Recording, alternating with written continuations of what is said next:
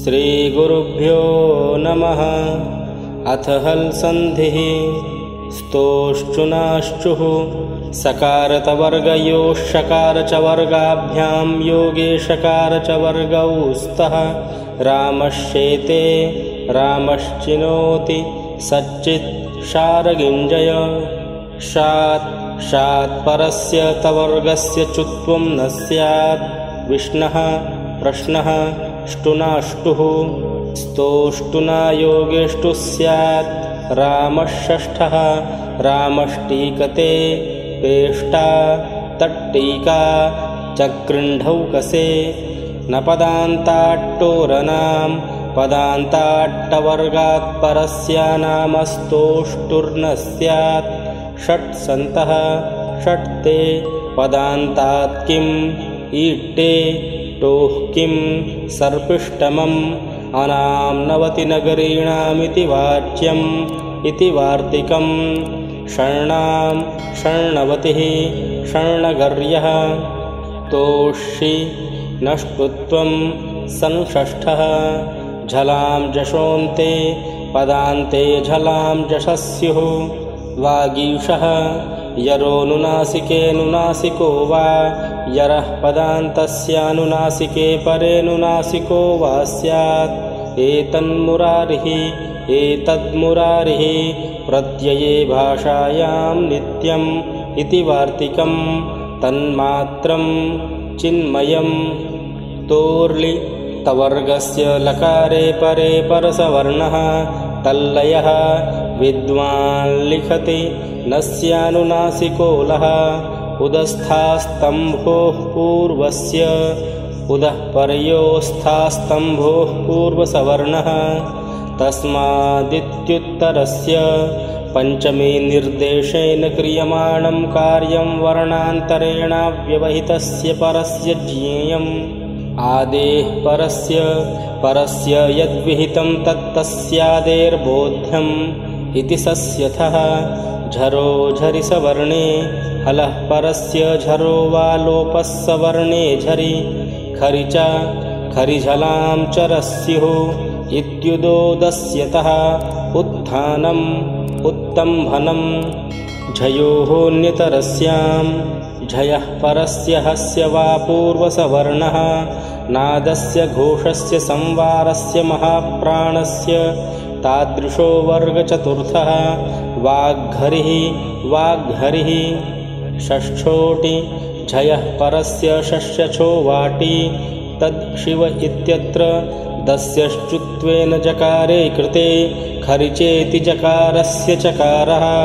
तच्छिवः तच्छिवः छत्वममीति वाच्यम् इति वार्तिकम् तच्छ्लोकेन मोनुस्वारः मान्तस्य पदस्यानुस्वारो हलि हरिं वन्दे नश्चापदान्तस्य झलि नस्य मस्य चापदान्तस्य झल्यनुस्वारः यशांसि आक्रंस्यते झलि किं मन्यते अनुस्वारस्य यै परसवर्णः स्पष्टं शान्तः वा पदान्तस्य त्वङ्करोषि मोराजिसमः क्वौ क्विबन्ते राजतौ परे समोमस्य म एव स्यात् सम्राट् हेम परे वा मपरे हकारे परे मस्य मो वा किं म्लयति यवलपरे यवला वा इति वार्तिकम् किंह्यः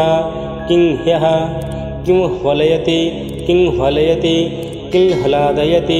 किंह्लादयति न परे नः न परे हकारे मस्य नो वा किंहुनुते आद्यन्तौ टकितौ टित्कितौ यस्योक्तौ तस्य क्रमादाद्यन्तावयवौ स्तः गुणोः कुक्टुक्षरि वास्तः चयो द्वितीयाश्चरिपौस्करसादेरिति वाच्यम् इति वार्तिकम् प्राङ्षष्ठः सुगण्षष्ठः शुगण्षष्ठः डस्य धुट् डात्परस्य सस्य धुड्वा षट्सन्तः नश्च नान्तात्परस्य सस्य धुड्वा संसः संसः शितुप् पदान्तस्य नस्य शेपरे तुग्वा सैच्छम्भुः सैच्छम्भुः सैच्छम्भुः शैशम्भुः गमो ह्रस्वादचिगमुर्नित्यं ह्रस्वात् परो योगं तदन्तं यत्पदं तस्मात् परस्याचो गमुट् प्रत्यङ्गात्मा सुगर्णीषः सन्नच्युतः समस्सुटि समोरुस्सुटि अत्रानुनासिकः पूर्वस्य तु वा अत्र रुप्रकरणे रोः पूर्वस्यानुनासिको वा अनुनासिकात् परोनुस्वारः अनुनासिकं विहाय रोः पूर्वस्मात् परोनुस्वारागमः खरवसानयोर्विसर्जनीयः खरि अवसाने च पदान्तस्य रेफस्य विसर्गः सम्पुंकानां सो वक्तव्यः इति वार्तिकं संस्कर्ता संस्कर्ता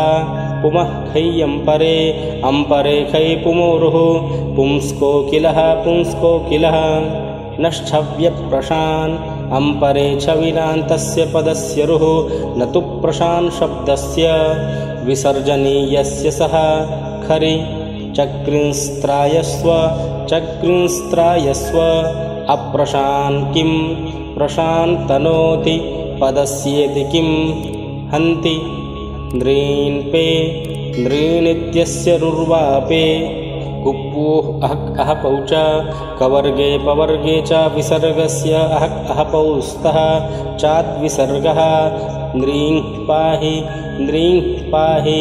नृं पाहि नृं पाहि नृं पाहि तस्य परमाम्रेडितं द्विरुक्तस्य परमाम्रेडितं स्यात् कानाम्रेडिते कान्नकारस्य रुस्स्यादाम्रेडिते कांस्कान् कांस्कान् छे च ह्रस्वस्य छेतुक् शिवच्छाया पदान्ताद्वा दीर्घात् पदान्ताच्छेतुग्वा लक्ष्मीच्छाया लक्ष्मीच्छाया इति हल् सन्धिः।